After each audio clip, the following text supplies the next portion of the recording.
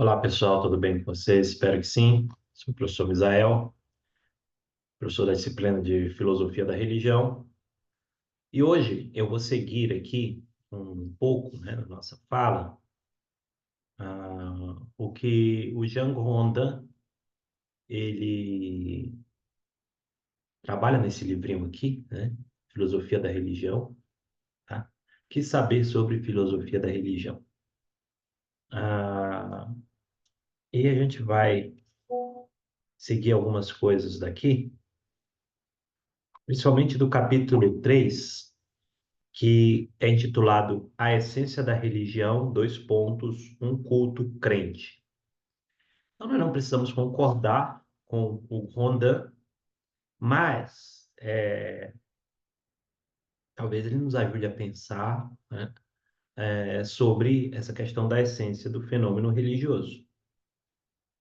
Bem, ele começa a sua fala nesse capítulo 3 dizendo o seguinte: poderíamos dizer da religião o que Plotino e Agostinho disseram do tempo. Como não nos perguntamos para saber em que ela consiste, quase nada sabemos sobre ela. Bem, o que Plotino e Agostinho disseram do tempo? Basicamente se me perguntam o que é o tempo, eu sei para mim dizer o que é. Mas quando eu tenho que explicar, dizer em palavras isso, aí eu já não sei, né? Ou seja, é interessante porque nós identificamos o fenômeno religioso quando existe religião. Nós dizemos, olha, isso aqui é religião. Mas aí, existe uma dificuldade tão grande em explicar a religião, porque como ele diz logo a seguir, né? Religião pode ser tudo e seu contrário, tá? Parece que existem várias características de um fenômeno religioso e que aparecem em outro fenômeno que a gente não considera religioso, né? E uma coisa que acontece num fenômeno que não é religioso também acontece na religião, de modo que a gente fica confuso e diz: como que a gente pode definir, então, o que é religião? Olha que coisa interessante isso, porque muito se fala contra a metafísica, contra uma tentativa de definir as coisas, né? Que é meio que metafísico. Mas como que nós elaboraremos algum conhecimento distintivo entre uma coisa e outra se nós não fizermos isso? E aí você diz assim, mas beleza, a religião não pode ser definida por uma coisa porque ela tem muitas características. Veja só, ninguém está negando que a religião tenha muitas características. Só que a definição clássica, que é a definição essencial, ela é muito interessante porque ela no final das contas, ela vai dizer o seguinte: se nós colocarmos aqui vários fenômenos, nós só podemos distinguir entre um e o outro pela própria diferença, que é o que Aristóteles falou, a diferença específica. Então, veja só, para mim não ter que dizer que a religião é um monte de coisa, ou que ela é semelhante a um outro fenômeno, eu tenho que encontrar o que especificamente pertence a essa religião. Veja só, ainda que isso seja um exercício do pensamento, tá? Ele não seja uma coisa na própria existência lá da coisa, ele é necessário. Não há como refutar Aristóteles nesse ponto, né, me parece. Então, o filósofo da religião, ele tem que buscar a essência da religião. O que diferencia a religião de outra. E nós vamos tentar ver aqui um pouquinho a resposta do Rondin, tá? Veja só. Então, nem sei se a gente vai conseguir falar tudo, né? Mas vamos tentar. O fenômeno religioso, então, ele admite formas variadas. Veja só, muitas vezes se diz, religião é um sistema de crenças em uma transcendência. Mas, por exemplo, já encontramos uma série de lugares, falou-se do budismo, por exemplo, que não crê necessariamente numa transcendência, é uma religião. Tá, vamos lá. Então, seguindo, tá? Nós vemos as abordagens. Quais são as abordagens, né? As abordagens são essencialmente funcionalistas, diz Grondin, e essencialistas. A abordagem funcionalista, que é uma abordagem mais ligada às ciências sociais, é muito simples. É do próprio termo função. Função. A religião tem uma função. Então, você analisa o fenômeno religioso a partir da sua função, né? Que é uma função mais ou menos evidente para aquele que pratica a religião e para quem está observando de fora essa religião, tá?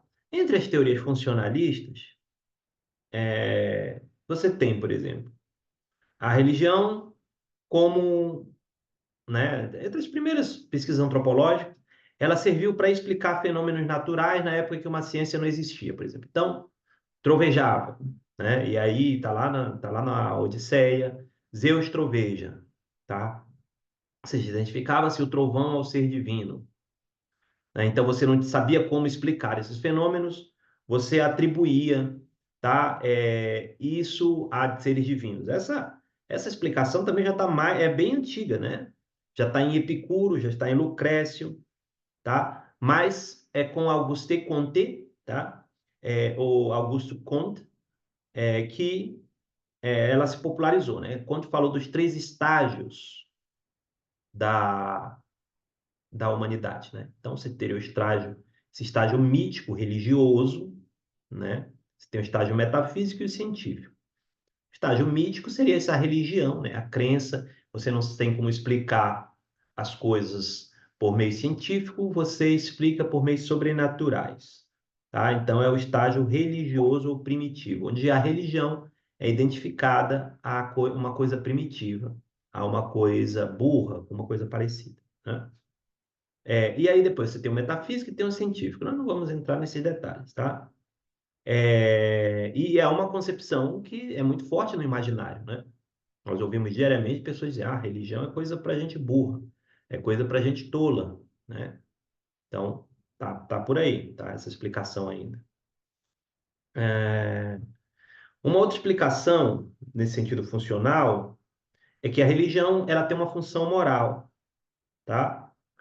Rousseau, Kant pensaram isso, né? E um pouco, se a gente puder colocar aí, o sociólogo, né, o Durkheim, né, de alguma maneira,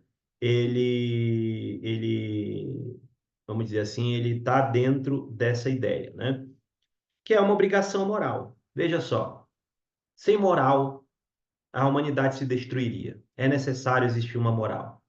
Não há como sustentar uma moralidade sem uma referência aos deuses, sem uma referência ao divino, ao juiz, etc. Por isso, a religião ela é importante, ela tem essa sua função na obrigação moral. Tá bom. O outro, né, é a religião, ela é uma tentativa de justificar ou explicar uma ordem social ou política. Bem, aqui entra a teoria marxista, né?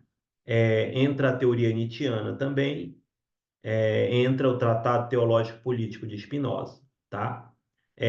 Então, isso justifica um pouco, né, o que falou certa filósofa aí recentemente, né, de que a religião, né, ela visa iludir as pessoas, né, ela é um aparelho do Estado, porque isso já está lá no Tratado Teológico Político de Spinoza, tá? Veja só, que interessante, né? De fato, todas essas coisas que a gente falou aqui, elas podem ser verdadeiras, né? Mas não definem o que é religião. Religião serviu, e muitas explicações religiosas explicavam fenômenos da natureza na antiguidade, tá? É uma obrigação moral. Sim, para muita gente não é uma regra, mas para muita gente pratica o que é certo moralmente porque ele acredita que vai ser punido se ele não fizer o que é certo, né? Veja, mesmo que não precise da religião, o Estado substitui a religião nesse caso, né? Porque a pessoa diz assim, bem, se eu fizer isso aqui de errado também, eu vou ser punido pelo Estado. Mas se a gente imaginar uma época que o Estado não tinha essa força, ou que ele era identificado com a religião, sim, isso tem o seu grau de verdade, não é? Por outro lado, veja só, a religião ela pode também, né, ser um fenômeno só social, né, e explica a ordem política, serve para fundamentar estruturas de dominação, etc. Isso é verdadeiro também.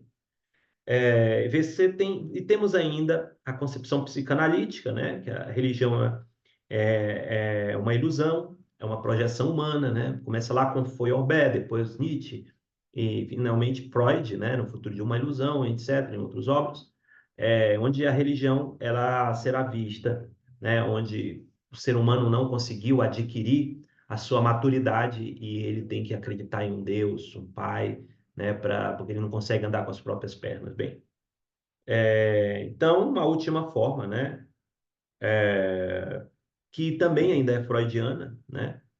Ah, julga que a religião nasce da angústia diante da morte, que a consciência humana não poderia suportar. Então, o ser humano não consegue lidar com a morte, ele tem que criar a religião, a crença no sobrenatural, etc. E isso é o fenômeno religioso, tá? Agora, então, já deu, né, o nosso tempo de falar aqui, mas eu vou ter que resumir, então. A concepção do Rondin é que nós não vamos falar de religião ou definir ela como uma coisa totalmente específica, mas como a junção de duas coisas que só teria, né, no fenômeno religioso, que é o culto e a crença, tá? Então, ele vai dizer que parece que são elementos fundamentais da religião, dois polos, né? O culto e a crença. Mas não só isso, né? Vai falar também do sentido da vida, trazendo sentido, né? A religião como prestadora de sentido. Mas, fundamentalmente, um culto e a crença seriam esses dois polos, onde nós poderíamos encontrar uma essência da religião. Veja só, que interessante. Sim, nós, nesse sentido, poderíamos definir como religiosa uma pessoa que, por exemplo, ah, ele é um torcedor fanático de um time. Vamos dar um exemplo, né? Porque, veja só, ele tem uma crença forte nesse time, não precisa ser uma crença, vamos dizer assim, sobrenatural necessariamente, né? Mas ele tem uma crença forte, ele defende esse time a todo custo, ele vai, ele se emociona, ele tem que ir para o estádio, ele tem que assistir os jogos, ele tem que cumprir aqueles rituais, né? E acreditar, né, na força, na ideologia. A gente poderia colocar como religiosa também nesse sentido, uma série de outros fenômenos, né? Então, claro, o Grondan ele vai especificar isso mais, mas de maneira geral eu quero deixar essa reflexão aqui com vocês, né? Basicamente isso na reflexão hoje de filosofia da religião. Espero que vocês tenham achado interessante aí essa nossa breve discussão e nós nos vemos numa próxima. Até lá, tchau.